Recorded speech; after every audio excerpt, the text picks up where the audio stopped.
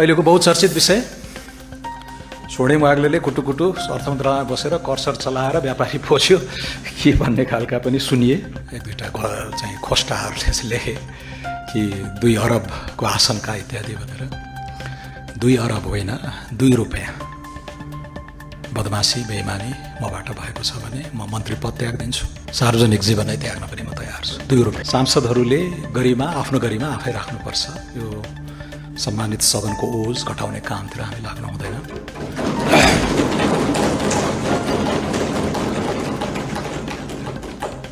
सुशासनको निर्मम एजेन्डा लिएर अगाडि बढेको, सुशासनको त्यो कठोर कटिबद्धतालाई जनताले अनुमोदित गरेको 2 महिनामै हामी धोका दिन सकौँला? सक्दैन।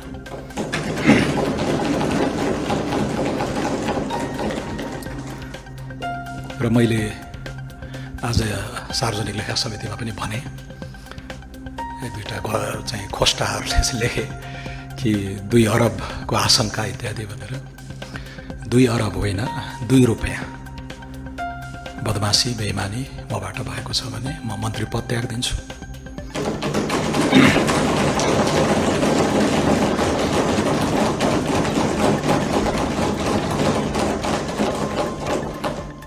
सार्वजनिक जीवनै त्याग्न पनि म तयार छु। 2 रुपियाँ। र यो नैतिक आँट र यो नैतिक उचाइ म प्रति औँलो ठड्याउने मान्यज्यूहरूलाई पनि प्राप्त होस्, शुभकामना छ।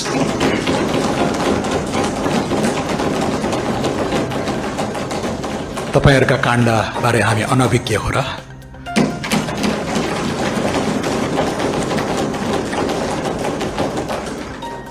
ती पनि खुल्नेछन्।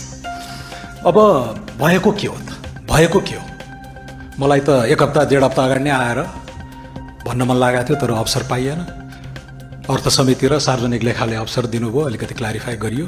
आज यो सार्वभौम संसदको रोस्ट्रमबाट म यथार्थमा नेपाली जनता, सम्मान्य सभामुख मार्फत, मान्य सांसदज्यूहरू मार्फत आम नेपाली दाजुभाइ दिदीबहिनीहरूलाई म भन्न चाहन्छु, जेठ 15 गते 4 बजे दिउँसो बजेटको वाचन वक्तव्य हामीले लिएर आउने भन्ने तय भएको थियो। जेठ 15 को बिहानसम्म पनि यो एउटा अर्थ विधेयक भनिन्छ, नेपाल सरकारको अर्थ सम्बन्धी प्रस्तावलाई कार्यान्वयन गर्न विधेयक, यसमा काम भइराखेको हुन्छ। र यसपालि अनौठो भयो, यति ब्रोड कन्सल्टेसनका साथ पारदर्शी ढङ्गले हामीले छलफल गऱ्यौँ, किनकि त्यत्रा रिफर्महरू गर्नु थियो। भन्सारको राय लिनु पर्यो, आन्तरिक राजस्वका राय लिनु पर्यो, विज्ञहरूको राय लिनु पर्यो, पूर्व प्रशासकहरू, पूर्व अर्थ सचिव, पूर्व अर्थमन्त्रीहरू र अहिलेको सिनियर टिम सबैको राय लिएर छलफललाई माझ्दै, परिष्कृत गर्दै, यसका कन्सिक्वेन्सेसहरू एनालाइज गर्दै अगाडि बढ्दाखेरि त्यो जहिले पनि जेठ 15 को 3-4 बज्छ। 3 बजेतिर म चाहिँ सुत्न गएँ, तर अर्थ मन्त्रालयको टिमले काम गरिसकेपछि कानुन मन्त्रालयको बाँकी काम बाँकी हुन्छ। यो त विधेयक हो।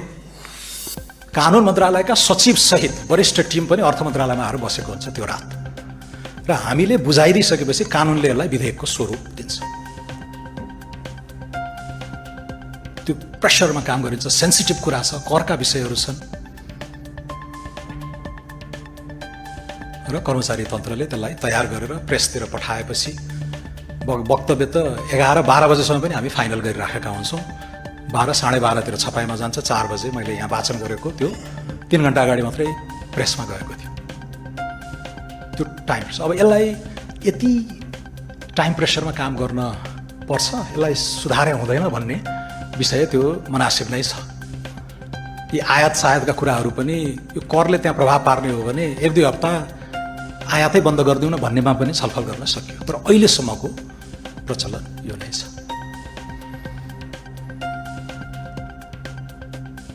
जेठ 16 गते शनिबार, जेठ 17 गते कर्मचारी साथीहरू आउनुभयो।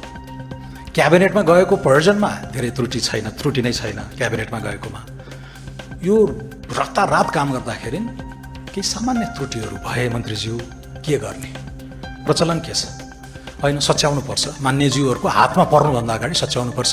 संसदलाई विधिवत कम्युनिकेट गरेर, संसदका महासचिवलाई चिठी लेखेर अर्थमन्त्रीले त्यो सांसदज्यूहरूको हातमा पुगिन सकिया हुन सक्छ। यो बाँड्दै गर्दा सच्याइएको 1 पाना एराटम भन्छ, एराटा मल्टिपल भयो भने एराटाको पाना पनि यहीँ गाँसेर दिने। पोहोर 5वटा विषयमा 73वटा शीर्षकमा संशोधन गरिएको थियो नेकपा एमालेका अर्थमन्त्रीले, नेपाली काङ्ग्रेस समेत संलग्न भएको सरकारले। 73वटा करकै संशोधन। यसपालि कस्ता खालका त्रुटि सच्याइयो? एउटा भन्सार दर, एउटा शुल्क, 3टा थप स्पष्टता, 3-4वटा थप स्पष्ट पार्ने गरेर कन्फ्युजन नहोस् भनेर।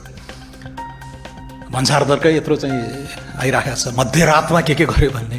त्यो भन्सार दर परिवर्तन गरिएको चाहिँ के थियो?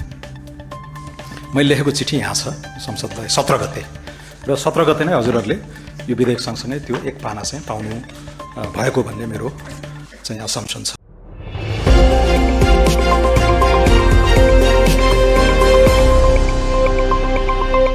Audio Jungle.